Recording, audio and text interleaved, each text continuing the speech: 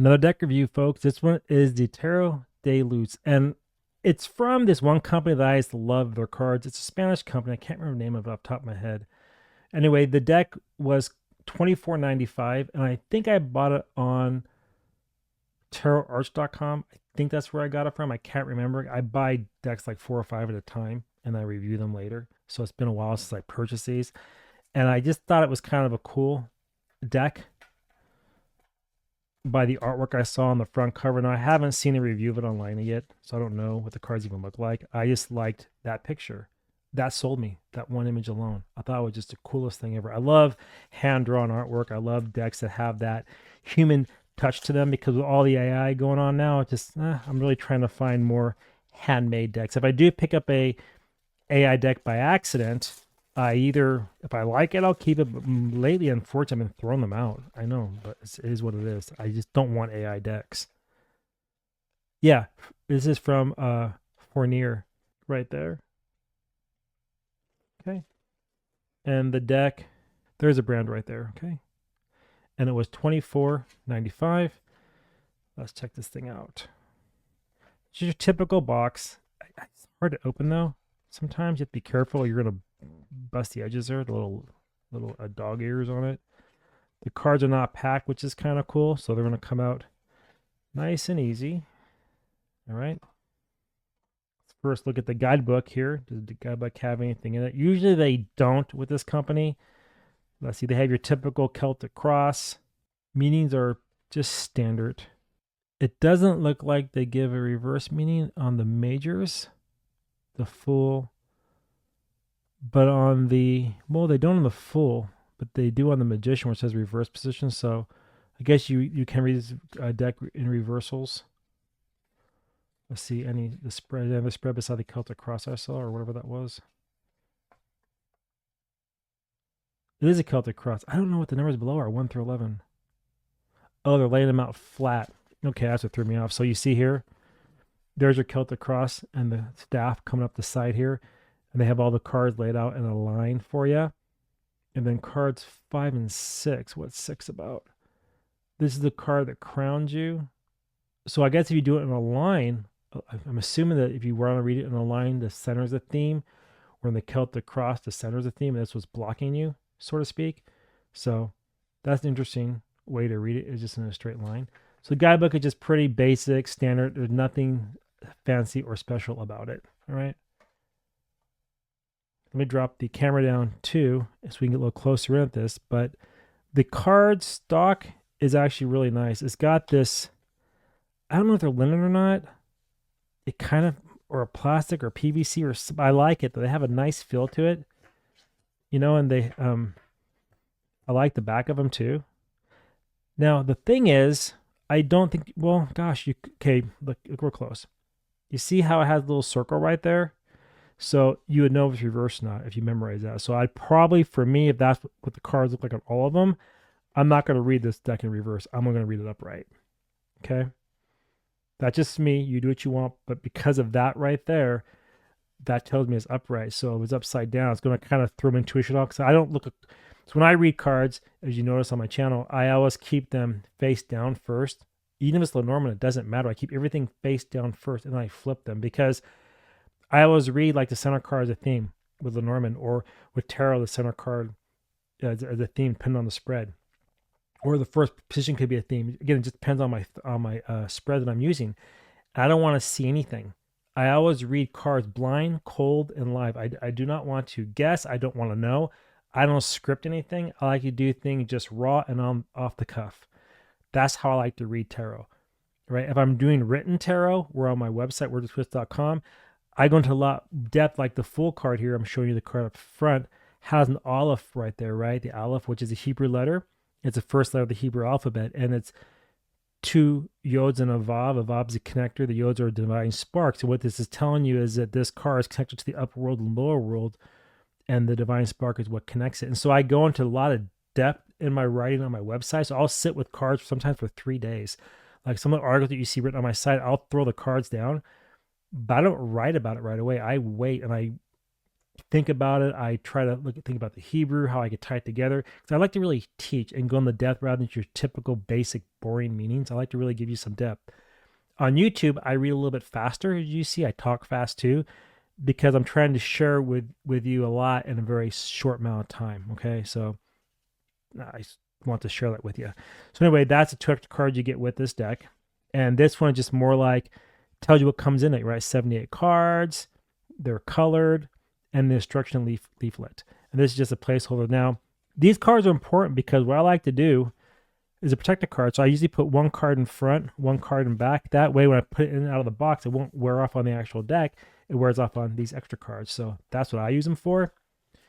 Now we're going to run through the majors first, and then we'll hit up on the minors. And so I'm going to line the minors up in a row with each suit. And the reason why I do that, I've said it time and time again, is because I like to see how the energy compares. Because earth, air, and fire, got that one wrong.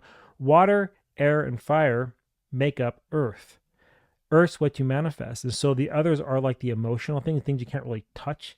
And so that's what actually creates your reality, which is your pentacles. Okay? So I like this to see how they work together. Okay, 1 second here.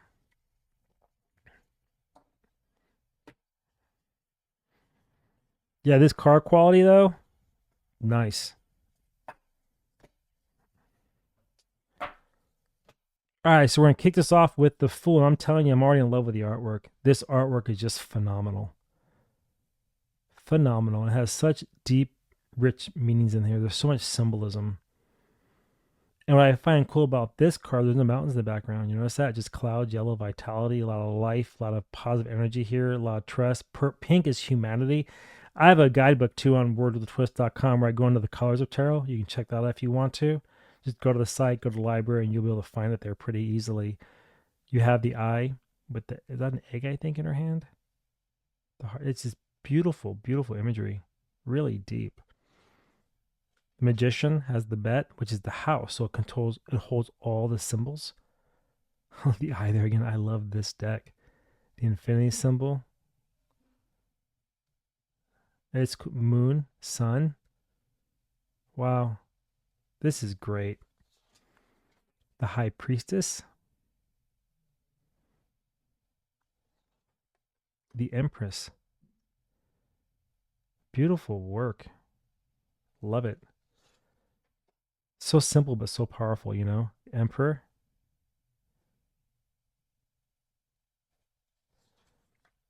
The Hierophant. That's interesting. The Lovers. Love that card. The Chariot. Is that reindeers? That's cool. That's a different twist. Saint Nick. Is that who that is? Interesting.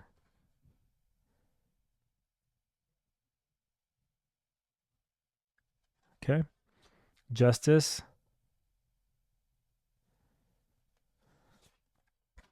The Hermit.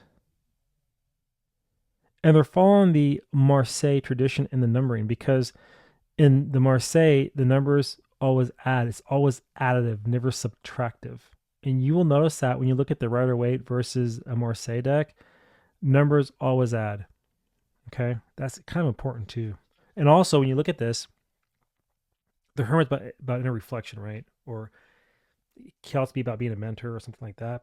But when you look at this card here, you have the 5 and the 4. And so you can read this too as 2 energies that make the 9, the 5 and a 4. And the 1s are all these potentials that have led up to help you have a foundation. But is that foundation based on something solid, stable, freeing, or controlling? That's the 5. You can read cards so many different ways. You start looking at the numbers, you look at the images and so forth. Even here, I think that's a yod. Looks like a yod. That's a divine spark, a spark of inspiration or a spark of an idea or something like that. And so the more you study, the deeper you can reflect and have much richer readings for you, your customers, your friends, your families, or whoever you read for, right? Wheel of Fortune, 10, X, great. Strength. I love this deck. The Hangman. See the mem on the bottom there, that's a mem, looks like a mem. It is round, it means water or birth. That's why the mem is open. It's like a birth canal, new life, new perspective, new way of looking at things. 10's a cycle. Choose a decision, and there's possibilities or beginnings that led to that decision. The 1, and then it becomes a 2. And then when you combine the 12, you have a 3, and that can be your empress. That's your abundance, your growth, your fertility, right? That's new birth, new growth of some type, but you have to sometimes do a little bit of self-sacrificing and look at things differently in order to obtain that, because if you don't, you get stuck in the same rut over and over again. Death, 13. And the 13 becomes a 4. Once you can transform, you become an emperor of your life. You're back in control. That's cool, man. Liking this deck a lot. Temperance, 14. Once you have balance, 5. Hierophant, teacher. Also could be like doctrine, dogma, and so forth. Depends on the question, depends how you're reading, but I just popped in my head when I saw that. The devil, that's iron. That's like an I. 15, which is a 6. The lover. So once you get your addictions under control, you're back in unity again. True love. Agape, not phileo, right? Deep love, right? Gosh, I love these cards. So cool. The Tower. 16, 7, Chariot. So once you get that under control, you have victory once again. You go back to the 7. The Star, Hope. Saudi, I think that is. Looks like it.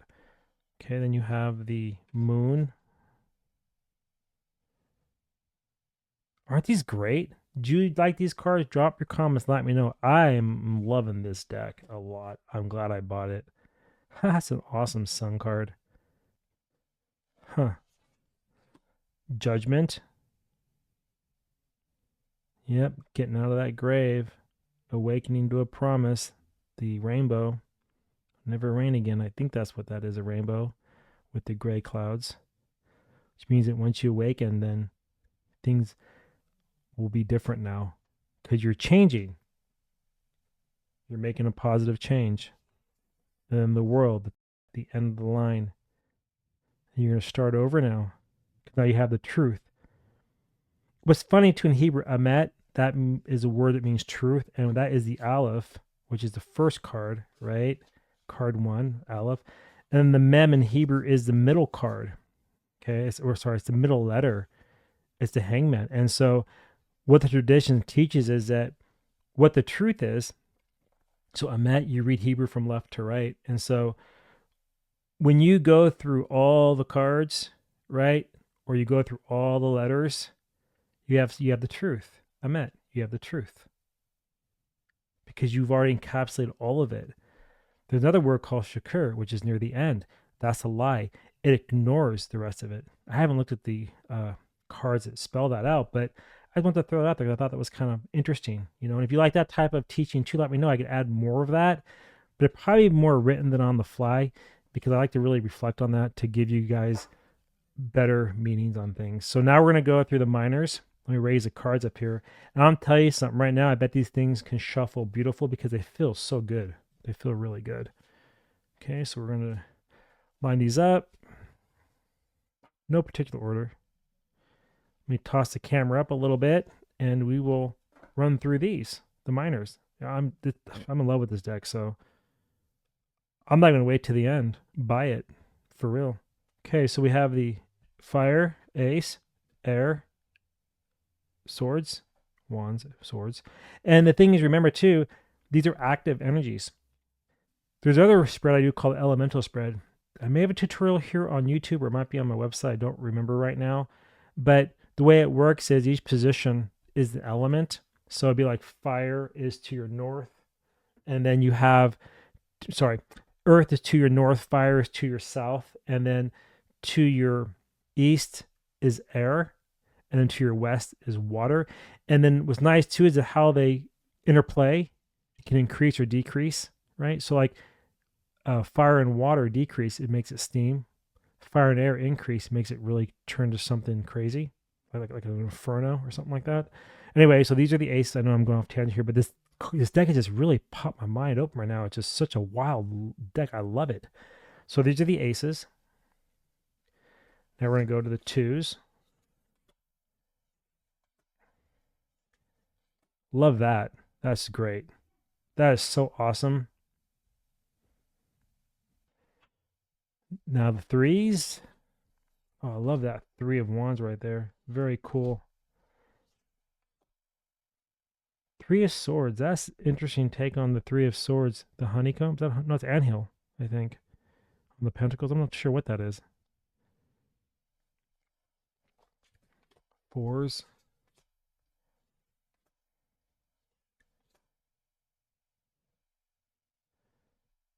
Huh.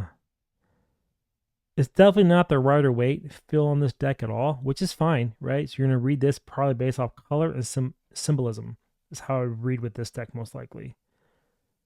I mean, you can still use the meanings, right, if you want to, but if you look at the position too of the elements, like the cups, you have two here, which is the decision that's being made. One here is a potential that's kind of in front of you after decision. And this one you can't really see, but it's there. It's already there, but you're ignoring it. And then you see how the swan are intertwined here, but also something's around his neck, kind of choking it. But there's a bow here. I don't know. Just it's interesting. Very interesting. The four of pentacles, the pentacles in the tree, fully grown. Four of wands. That's an interesting one.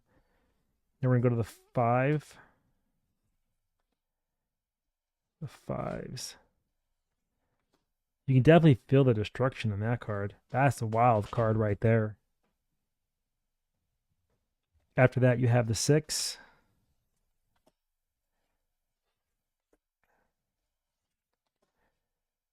Okay. Then the sevens. Man, this is, I just can't keep saying how cool this is. I like it. What are your thoughts on it? Let me know. Are you digging it? I'm digging it big time. I really am. Every sign there to the zodiac, I think that's what it's on there. Looks like. And some other symbols as well. That's very cool. Seven. Huh, seven of swords. That's interesting. The eights. Eight of wands is that fast moving card that you see in Rider-Waite. I don't feel that here though. It's a different way of looking. But here you can see like the mind's like just frustrated. You can feel the frustration here. The eight of cups. And then the eight of pentacles. Huh. I don't even nine more than an eight, but that's interesting. Okay, the nine. Yeah, I don't know what tradition this is off of, but you see like it might like almost like crucifixions or something like here, the way the swords are, and that's like a crucifix. Like it's just interesting the way they have done this deck. 3, 6, 7, 8, 9. The nine of cups, the nine of pentacles, and then the 10. I don't get the feeling on this 10 of like being like just knocked out, right? So I have to really probably get into the symbolism here a little bit more to see what, or read the booklet maybe to see what the take is with the imagery. Like I said, this is an image deck. It's not so much your typical keyword deck. You're going to read this one off of vibe and off of colors maybe and symbolism as well. But it's not Rider-Waite at all.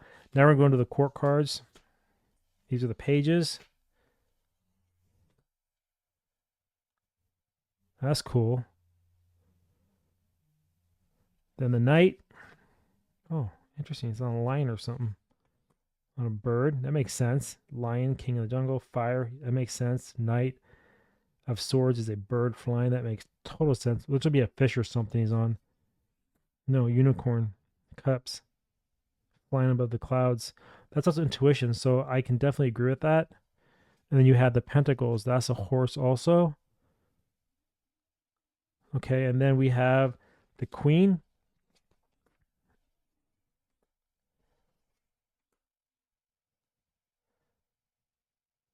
Queen of the sea. There's a heart. That's interesting. And then we wrap it up with the king.